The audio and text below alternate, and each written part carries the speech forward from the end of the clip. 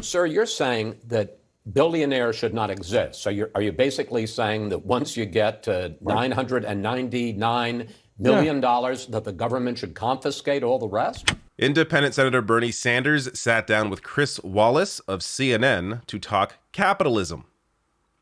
This is a very enjoyable discussion because of how incensed Chris Wallace is at what Bernie Sanders is saying. So I got several clips to show you here and also supporting data to back up Bernie Sanders. But first here, let's get to this clip. This is about the power of those on top. And Chris Wallace is having a hard time understanding this. You've got a small number of people in this country, Chris, who have enormous power over our political life and our economy. And the results is massive income and wealth inequality. Over 60% of Americans are living paycheck to paycheck. People on top doing phenomenally well. All right. Then you have concentration of ownership. You want to talk about oligarchy?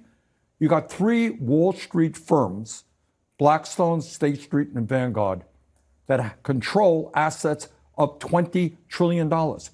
They are the major stockholders in over 90% of the S&P 500 companies. But wait. But when you're talking about Blackstone, for instance, and I happen to know about it because my son works there, they are investing the money of the teachers' funds, of public employees' funds. Those are real people who are getting their pensions. But what I'm talking about, you process. asked me about oligarchy, I'm talking about power.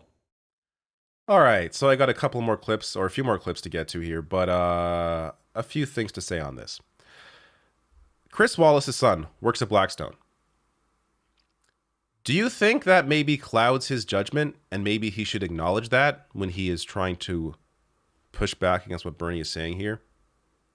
Look, Chris Wallace already is a incredible capitalist, comes from Fox News, but it's sort of journalistic malpractice to have your son work at Blackstone while arguing points for Blackstone on CNN. Isn't that a problem? How does CNN or anyone else not see this as a problem? Because, of course, CNN, also a massive corporation. As long as there is shared interest, there is no problem here. If Chris Wallace's son worked at or was a union boss, and Chris Wallace is arguing on air for, for a new contract for some workers in his son's union, do you think CNN would just let that slide?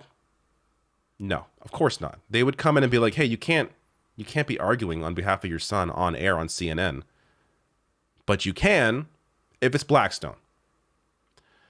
So just to end on, or one more point on Blackstone here. And of course I could do like 3 hours on Blackstone. But the UN, this is from 4 years ago, but it's even worse now. The UN accuses Blackstone Group of contributing to global housing crisis. So world's largest corporate residential landlords called out for their practices of inflating rents and aggressive evictions. Of course, because they are a massive corporation looking for increasing profits. Having Blackstone own as much property as they do is one of the scariest things in modern society. To have this much control of housing under a massive corporation like this. The impact that is having, and again, this was 4 years ago, the impact this is having on people is immense. And to add a couple more examples to Bernie discussing the concentration of wealth and how that has an impact on policy, 2 examples here. Bill Gates. This is amazing. And this is, again, not someone who, I don't think he votes for Republicans, but it doesn't matter. We're talking about concentration of wealth here. A $1 billion Gates Foundation-backed education initiative failed to help students, according to a new report. Here's what happened. So I'll link to all this below the video in case you want to read, deep into this. But essentially, it isn't just Gates's money going into this. No. So the Gates Foundation sank over $200 million into the initiative since 2009, with local tax dollars and the federal government adding to the pot. The initiative cost around $1 billion in total over the 7 school years, and it was a complete failure. So the Obama administration, through its Race to the Top initiative, dangled federal funds in front of states that agreed to establish teacher evaluation systems using test scores to varying extents. And Gates funded his Empowering Effective Teachers project with the aim of finding proof that such systems could improve student achievement. Some assessment experts were concerned from the start that the methods used to link student test scores to teacher evaluations were largely unfair and lacked statistical validity. So it's important to note that this wasn't just some experiment. This was at the time refuted by those who were in the field saying, hey, this does not make any sense. Don't pour money into this. But they did it anyways with the help of local tax dollars and the federal government because, well, it's Bill Gates. Bill Gates must know what he's doing because it's Bill Gates. This is just one example of the kind of power that these billionaires have over society. When you have this much, it's not even necessarily about the amount of money they have. It's about what is going on while that is happening, while they are amassing that wealth, what they do with their power, how many people are homeless while they're amassing their wealth. I don't care that he has, this foundation helps people. Great, whatever. That money is better used if he didn't have it to begin with, to be invested into society and not to be controlled by one man and his pet projects. So the findings, as the Washington Post writes here, the findings revive questions about whether the country is well served when America's wealthiest citizens choose pet projects and fund them so generously that public institutions, policy, and money follow, even if those projects are not grounded in sound research. Like, this is what is so amazing about this, is that this was not grounded in sound research, and they went ahead with it anyways, simply because it is Bill Gates, because it is a billionaire. He must know what he's doing. And we have another example of that. Elon Musk. Turns out SpaceX and Tesla get way more government money than NPR. And this is just, I could go on about his Boring Company, that whole BS project that was just meant to ensure that states or cities didn't invest into public transit. We can go on about Tesla, but just on SpaceX alone, SpaceX got a whopping $2.8 billion in government contracts last year, according to the information, and has got a total of $15.3 billion from the government since 2003. So Elon Musk, who fights against government help for low and middle income people, is getting $15.3 billion from the government. While doing this, SpaceX Starship launch under FAA investigation after raining potentially hazardous debris on homes and beaches. Again, just two very specific examples, but there are countless examples just like this. Let's get to the next clip, which is about how much money is enough. Let me pick up on this because in your book, you say flatly billionaires should not exist. That's right. And one of the targets that you go after is the Walton family. Yep. Sam Walton had $25 billion net worth when he died. And obviously, you'd be upset about that. On the other hand, Sam Walton built Walmart. Let me finish, sir. I know. Built Walmart, which is the biggest single private employer in the United States. It employs 1.5 billion Americans. Are you saying the country would be better off without people like Sam Walton and businesses like Walmart? Chris, what I am saying is you're asking me to be critical and attack these people. I'm not doing that. Well, you say billionaires shouldn't exist. That's right. You call them American oligarchs. I do. But it's not a personal attack on the Walton family or Musk or anybody else. It is an attack upon a system. You can have a vibrant economy without three people owning more wealth than the bottom half of American society. All right, so Bernie missed a point here, or at least didn't mention something that I wish he did. So I like his critique, his systemic critique, that this is not really about the billionaires themselves. It's about the system that allows billionaires to exist and how that is an issue with policy. That's all correct. But when Chris Wallace brings up Walmart, come on. First of all, why does Sam Walton need $25 billion? Well, why? Okay, so let's grant you, even though this isn't the case, but let's grant you the point that he has helped all these people. He's created all these jobs, so he deserves $25 billion. Why $25 billion? While there are people who are homeless, while there are people who can't afford housing, people who can barely afford food, people that can't afford healthcare. Why does this one man deserve $25 billion? There's no argument to that. There's no defense of that. He doesn't deserve that. No one deserves that. But on the point of Walmart especially, Walmart and McDonald's are among top employers of Medicaid and food stamp beneficiaries. So Walmart pays so low that a lot of their employees are forced to live off food stamps and Medicaid. They're forced to live off government programs because this massive corporation is taking in all this money for themselves at the top, for these executives at the top, and people like the family of that created Walmart. How, like, I really wish Bernie brought this up, because this flies in the face and helps to make his point that when you have all this concentrated wealth and this power, it doesn't result in or it doesn't have a positive result. So, and on top of the other part, well, Walmart has destroyed countless small businesses. These so-called job creators are not really job creators. Jobs are going to be created if there is a demand for them. If there is a demand for certain stores to exist and employees to be in those stores, there are going to be people that are hired to be in those stores. This isn't, these jobs don't come out of the thin air. They exist because there is a need that needs to be addressed. But it's all like, for Chris Wallace to bring up Walmart as like a defense for capitalism is just so completely insane.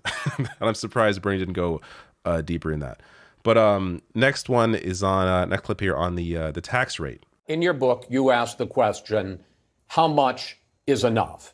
So let me get you an answer from you. How much is enough? I think we should go back to the tax policies, the radical tax policies that exist under that communist president, Dwight D. Eisenhower. What do you think about that? That if you make a whole lot of money, you're going to pay a whole lot of taxes. I think, I may be wrong, but I think back in the Eisenhower days, top marginal tax rate was around 90%. That's right. So basically you're saying that we should go back at a certain point, you get $1 and 90 cents goes to the government. No, that's not quite the way it works. It means that your top dollar at a certain level, it's not 90% of your entire income. Well, by the time you make it's 20 or $50 billion. It's the top dollar. All right, so let's get a little deeper into this. So the top marginal tax rate, which of course means, let's say the top tax rate is at, 90% of anything over $5 million. That means any dollar you make over $5 million is taxed at 90%. It doesn't mean that all of your money that you made is taxed at 90%, just to be clear about what this means. Because there's always this intentional confusion put out there by conservatives about what this actually means.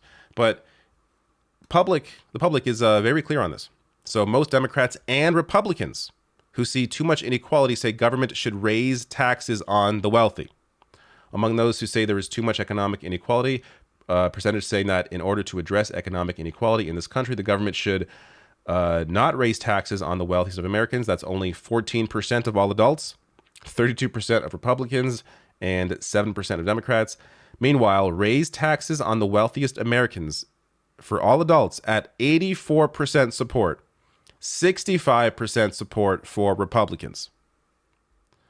This is a very, very popular policy, but it's barely even discussed. Or when it is discussed by someone like Bernie Sanders or Alexandria Ocasio-Cortez, it's critiqued as being very far left. So I guess the vast majority of the U.S. is very far left if they think that taxes should be raised on the wealthy. Now, in terms of tax rates, so yes, during the Eisenhower era, around 91% was the top marginal tax rate. I believe that was in today's numbers, money made over about $3 million. So, which may seem crazy to you. 91% on anything made over $3 million. But think about it. Think about what that does to how this money is maybe reinvested or goes to various projects, be it public projects or even those that are making the money, where they may put the money. So the argument here from Eisenhower, perhaps the last real Republican, as AP writes, had a 90% tax rate for the super rich during his administration. Eisenhower explained it this way: the super rich could avoid the high taxes by investing their money in things that make America stronger. If they wanted to avoid high taxes, he said they could invest in business expansions and higher employee wages. They could give $1 million or $2 million to tax-exempt nonprofits that feed, house, and clothe the poor people of America, among other things. And then, of course, there was also investments, for example, into interstate highways that that sort of investment or that sort of taxation helped with. So this is, it only sounds crazy because we are so far removed from a 91% top marginal tax rate. But in practice, it was where the U.S. was the most equal in terms of wealth equality. And last thing here on that. So as the U.S. corporate tax burden drops, CEO worker pay gaps rise. Also going to the point about why it would be beneficial to raise taxes on the wealthy. In 1965, the average CEO worker pay ratio was just 21 to 1. By 95, the average CEO worker pay ratio had risen to 118 to 1. And by 2019, the average CEO worker pay ratio had risen to 320 to 1. So as taxes on the wealthy decrease, guess where it goes? To hoarding. Those at the top hoard their wealth, and it doesn't get reinvested back into their employees, for example. Last clip here, and I just enjoyed this because Chris Wallace is so incensed, but here you go.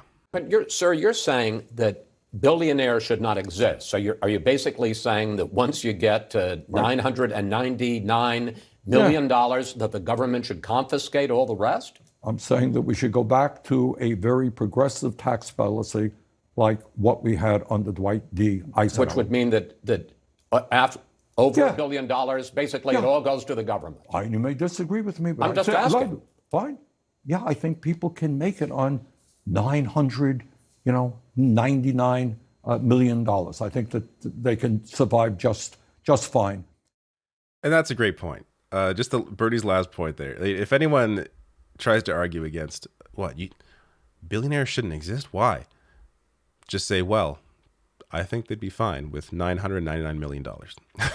So I would argue, and I think even Bernie would argue, that they shouldn't even get near there. But this is about what kind of society do you want to see? Do you want a society where there are a few people up top that control everything, that have all this immense power over public policy, over taxation, while people at the bottom, while there's homelessness, there's hunger, poverty?